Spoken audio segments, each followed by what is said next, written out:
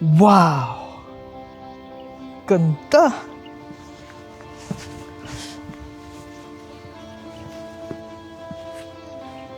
Ayos.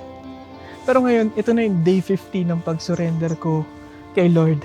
At ito na rin yung unang araw ng Oktubre. Journal entry. Grabe.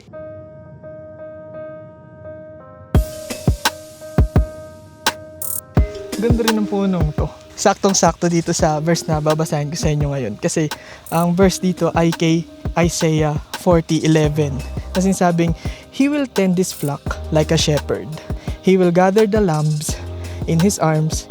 He will carry them in His bosom and gently lead those that are with young. Sorry, iniingal ako eh. Grabe. Solid to. Solid tong lugar na to. Tsaka ang ganda talaga ng puno. I mean, na-appreciate ko talaga yung nature. At yung point kasi nga dito sa Isaiah, nabanggit ko naman na dati, ang pinaka-context ng Isaiah ay tinest ni Lord yung mga tao niya, tapos at the same time, binibigyan na rin niya ng comfort, tapos restoration. Ito na yung point na nagta-transition na yung mga testament ng faith, kasi 1 to 39 yata yun, testament of faith, tapos itong 40, comfort, tapos nakalimutan ko kung hanggang saan point yung comfort, tapos restoration. Kumbaga yun yung pinapromise nga ni Lord. At sakto lang din nabasa ko to kasi first day na October. Yung nararamdaman ko dito sobrang bagsak. Kumbaga. Sobrang sakto talaga ng puno to sa... I mean, ang sarap mag-moment dito sa puno to. Kasi ito yung mga puno na pwede ka talagang mag-moment eh. Pero yung nararamdaman ko nga dyan, sobrang... Hindi ko maintindihan kung ano yung kulang. Alam ko may kulang, nakakaramdam talaga ako ng kulang. Kumbaga, bakit ako nakakaramdam ng kakulangan? Tapos bakit parang hindi ako kontento? Eh, kilala ko naman na si Lord. Kumbaga, kine-question ko yung mga ganong klaseng nararamdaman ko nung mga panahon na yan. Tapos isa pa, masyado akong kinakain ng kalaban. Masyado akong pinapounce ng mga, sinulat ko kasi dito mga demonyo eh. Pero kalaban na lang para mas chill. Pero yun yung pinaka nararamdaman ko. Kumbaga, yung temptation sa akin ng spiritual opposition, ang lakas. At hindi ko rin maintindihan kung bakit. Kumbaga, nagpo-fall apart ako kasi natitest ako ng todong-todo. Tapos hindi ko alam yung gagawin ko, pero alam ko naman yung gagawin ko kasi aware ako. Ganon kagulo yung nararamdaman ko nung araw na yan. Pero yun nga, ang galing kasi, 'di ba? Yung Isaiah nga, binibigyan niya ng comfort. Ang linaw naman na sinabi diyan ni Isaiah na He will tend His flock like a shepherd. He will gather the lambs in His arms. He will carry them in His bosom and gently lead those that are with young. Yung young na tinutukoy diyan, siguro yung spiritual heart mo pagdating sa pag-follow sa faith o kay Lord.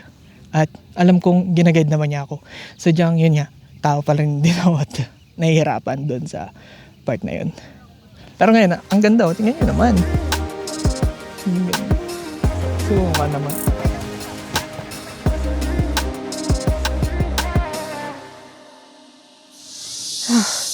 Grabe, kung gusto nyo talaga masubok yung faith nyo, masasabi ko lang talaga, umakyat kayo ng bundok. Kahit anong bundok. Tara na. Uwi ka na, Ray. Bye-bye! Pagbaba mo, nasa bahay lang. Yan yung traverse. Hindi naman sa kulang kayo sa ehersisyo, pero kahit pa paano, yung katawan nyo, hindi siya pasapat pala. Kahit sa tingin nyo sapat. Pero yun, masusubok talaga. Grabe. Napakatarik nun ah. Sakit sa tuhod. Para akong mamumulikat. What? Pero solid. Kasi dito may ilog. Tapos, siya magtampisaw.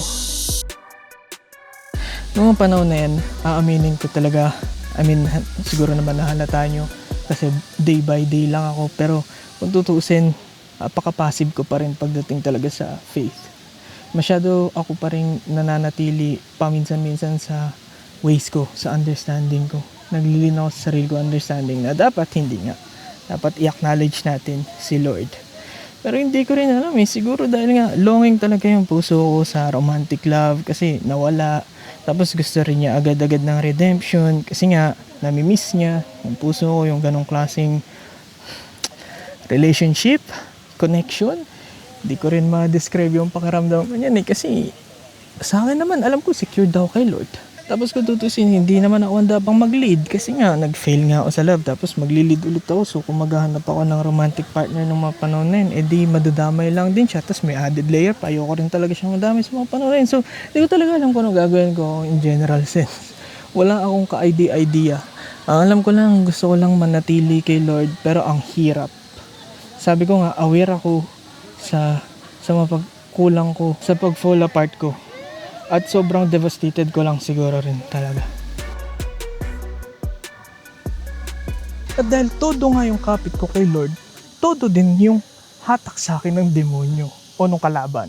Spiritual opposition, in denial, depression, hindi ko alam. Kasi the more na kumakapit ka kay Lord, the more din na magkakaroon ng opposing force. At hindi ko talaga yun maintindihan. Napakahirap niya talagang labanan. Kung aminin ko lang sa inyo sa totoo lang. Kung baga yung utak ko, puso, spiritual, laban-laban na talaga sila dyan. Hindi ko na alam kung sino yung mananalo. At pakahirap na talagang kontrolin kung sino yung iibabaw. Basta, alam ko lang, pinipili ko lang talaga si Lord. Yun lang yung pinakakailangan kong gawin. Yun lang, dun lang ako nananalig.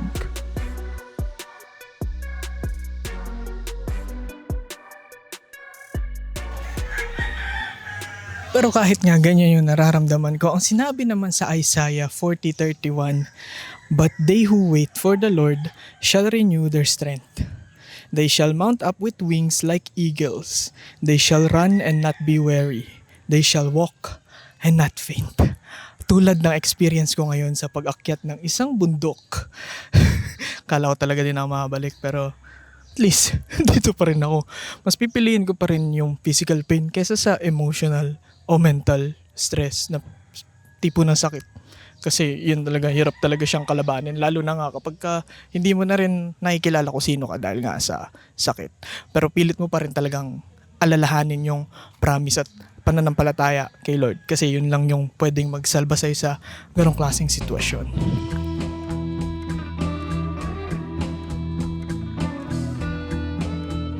Twinkle. Twinkle. Twinkle. Twinkle. Ginawang Twinkle yung aso yun, no? Mabait. Mabait. Cute. Twinkle. Uy. Twinkle. Twinkle.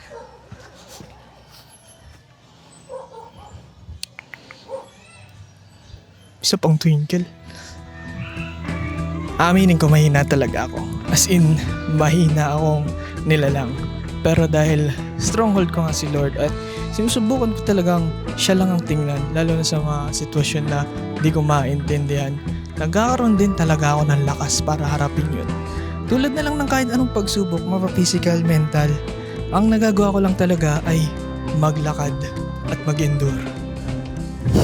Galing, applicable siya sa pag-akyat ng bundok kahit hindi pa fulling na kondisyon yung aking katawan.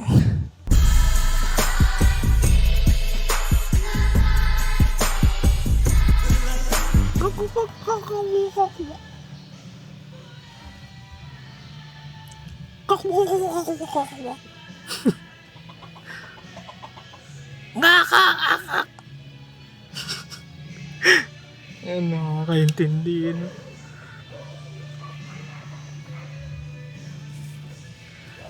Gusto ko sa farm.